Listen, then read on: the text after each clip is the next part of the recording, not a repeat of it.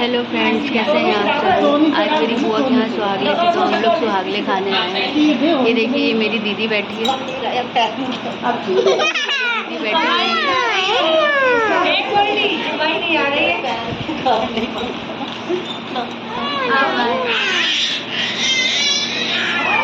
ये मेरी चाची बैठी हुई है, इनको थोड़ी प्रॉब्लम है तो ये जिन पर बैठी हुई है।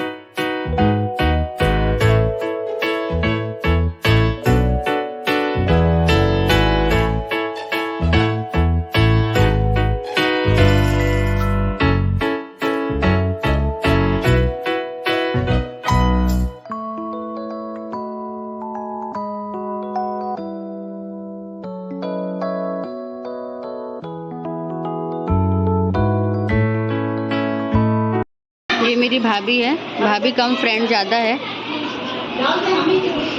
ये हम लोग की गोदी डाल रही है। भाभी बन गई ऐसा बता। हाँ, फ्रेंड है, भाभी बन गई। भैया के साथ सेटिंग कर ली थी। काश ऐसा होता।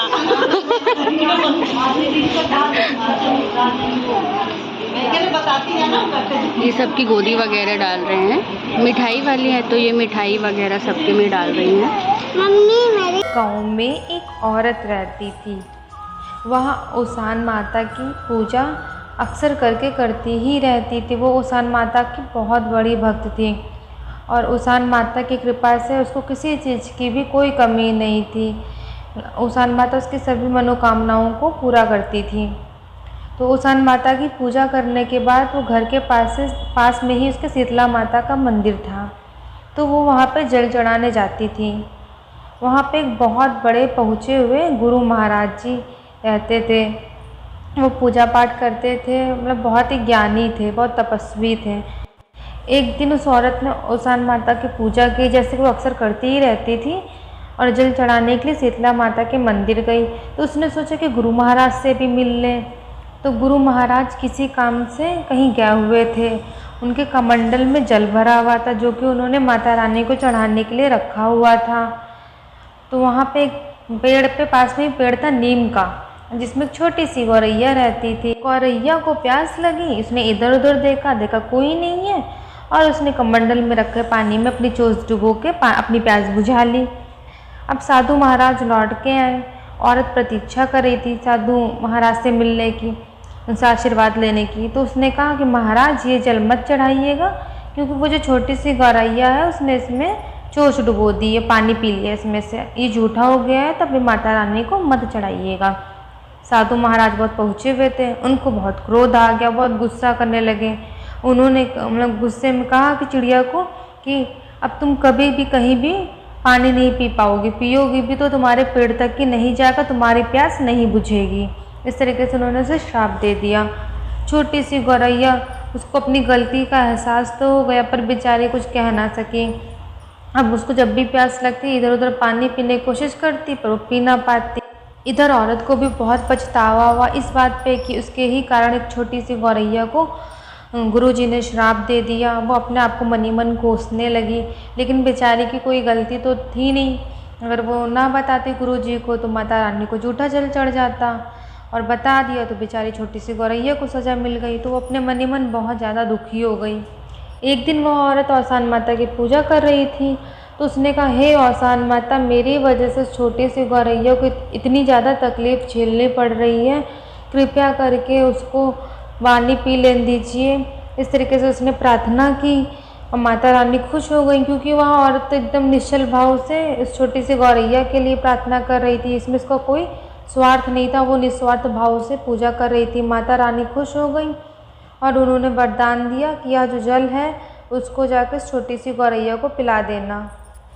जब वो औरत शीतला माता के मंदिर पहुंची तो उसने शीतला माता को उस दिन जल नहीं चढ़ाया। उसने प्रसाद रूपी जो जल था वो जल जाके नीम के पेड़ के नीचे गौरैया के पास रख दिया और प्रार्थना करने लगे कि आकर जल ग्रहण कर लो, ये प्रसाद औसान माता ने भेजा है।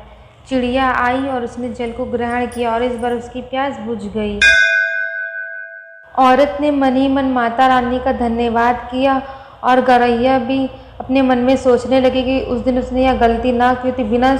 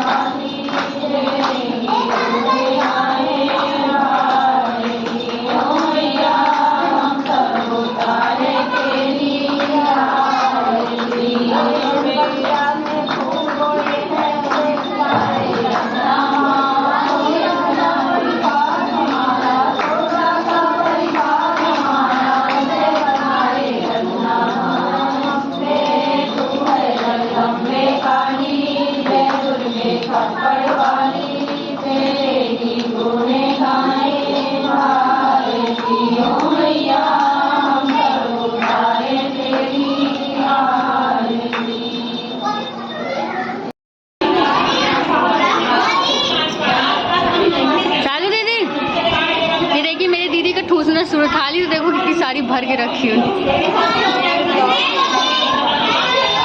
ये बच्चा पार्टी खाना खा रही है। उधर दो देवरानी जेठानी बैठ के चुगली कर रही।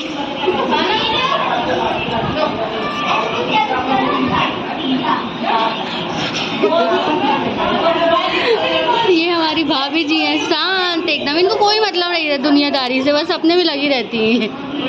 एक ये बेचारी परस परस के देखो कितनी दुबली हो गई है।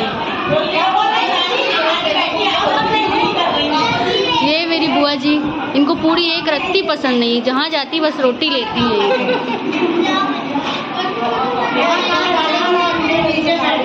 वो देखिए उधर पे वो मेरी मम्मी जी और मेरी चाची जी दोनों बैठ के उधर अलग चुगली करने में लगी हुई हैं। ये मेरी बहनियाँ खाना खा रही है। क्या क्या थाली में देख तो ले।